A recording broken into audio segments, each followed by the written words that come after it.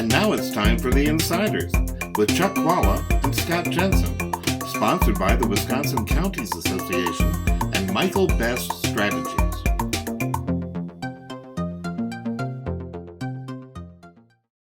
Hi, I'm Scott Jensen, former Assembly Speaker.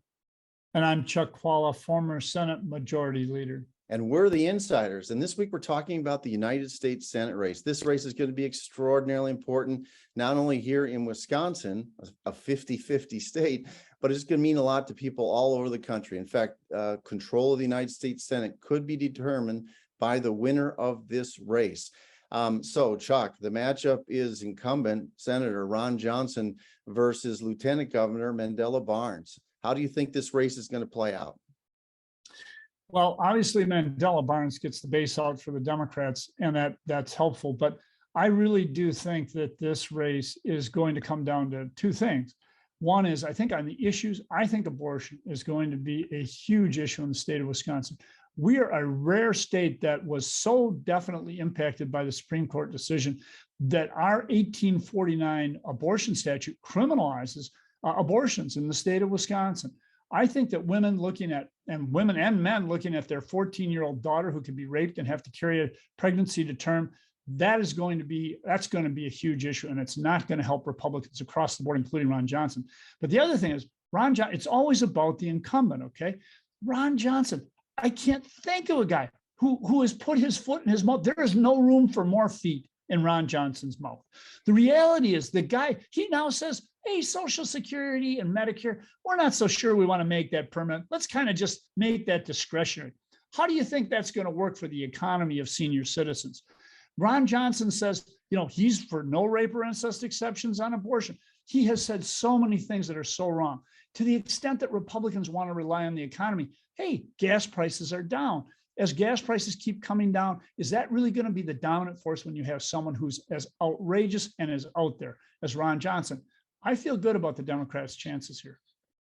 I actually think Ron Johnson is going to get reelected, and I think it is going to have little to do with the two candidates or even Wisconsin politics. I think this race is going to be heavily nationalized. In fact, the Democratic primary is over, and not a single shot was fired at another candidate. There were no negative ads running that whole thing. That's the last you're going to see of that. It's going to be just a wave of negative ads against both Johnson and Mandela Barnes, many by groups you've never heard of from all over the country. There will be more than $100 million spent in the next few weeks, really, in that United States Senate race here in Wisconsin. And you're going to learn lots of stuff about candidates that you didn't know beforehand. Mandela Barnes has really been able to define himself so far. No one else has given you additional information about him. That is coming. It's coming in waves. And I don't think Mandela Barnes stands up to that. It's sad that this is going to be about who you like or who you hate the least. But I think that's the way this race is going to turn out when we're done. It's also going to be nationalized so that it'll be a question of if you want Biden and the Democrats to continue to control Washington, D.C., then you vote for Mandela Barnes. If you want someone to put a check on Biden and some of his policies and what they're doing to the economy, then you vote for Ron Johnson. And I think that's the way the race is going to be framed. And I think that means that Ron Johnson, the luckiest man in Wisconsin politics in the last 20 years, his timing has been impeccable. He has stepped onto the ballot twice before in a Republican wave, and he's about to be on the ballot a third time in a Republican wave. He probably couldn't have won in any other year except the years that he's been on the ballot.